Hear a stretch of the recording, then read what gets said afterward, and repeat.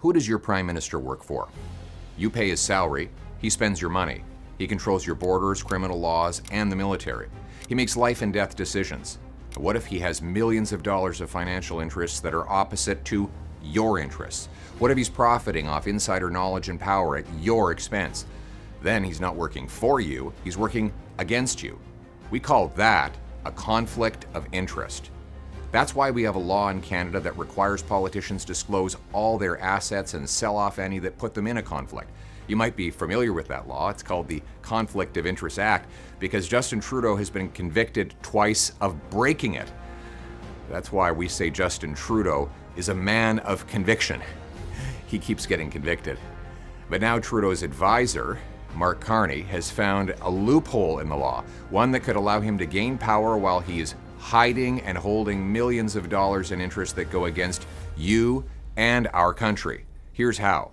Conflict of interest rules allow leadership candidates to go ahead without filing any of their holdings. If Carney wins the Liberal leadership, he becomes Prime Minister immediately because the Liberals, of course, are in government. But he still isn't required at that point to make financial disclosures for many months. Only 60 days after becoming the Prime Minister would Carney be required to submit a confidential report to the Ethics Commissioner, and then another 60 days would go by before any of that becomes public. He could even put all those holdings in a so-called blind trust, where his trustee could keep him invested in exactly the same things that he has now without removing the conflicts.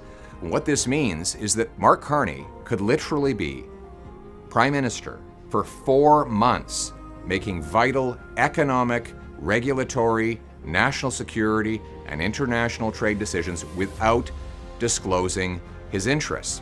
The election will have happened by then. So millions of people like you will be asked to vote without knowing who is pulling Mark Carney's financial strings. To be clear, Mark Carney could do the right thing and voluntarily disclose his assets now, but he refuses. He's being sneaky. You wonder what he's trying to hide. The consequence is this. How could Carney negotiate with Trump if Carney still has shares in a US headquartered company? Mr. Trump could leverage that power against Carney and against all Canadians. Carney already sold out Canada and moved the headquarters of his company, Brookfield, to New York just 6 days after Trump threatened tariffs to take away Canadian jobs. How could Carney support Canadian energy if that energy would compete with foreign investments that he might have? How could he regulate financial institutions to stop ripping off small business when one of his companies is accused of doing just that? And how could he save jobs when one of his companies is presently laying off 1,000 workers to pay shareholders? That is why today I am announcing that a common-sense conservative government will amend the Conflict of Interests and Ethics Act to require anyone who becomes a leadership candidate for a registered federal political party to disclose all their holdings to the Ethics Commissioner within 30 days and publish them publicly within 60 days. We will also require prime ministers and ministers to sell off assets that put them in a conflict within 30 days of taking office. That will put you back in charge of your government and bring home power to the people.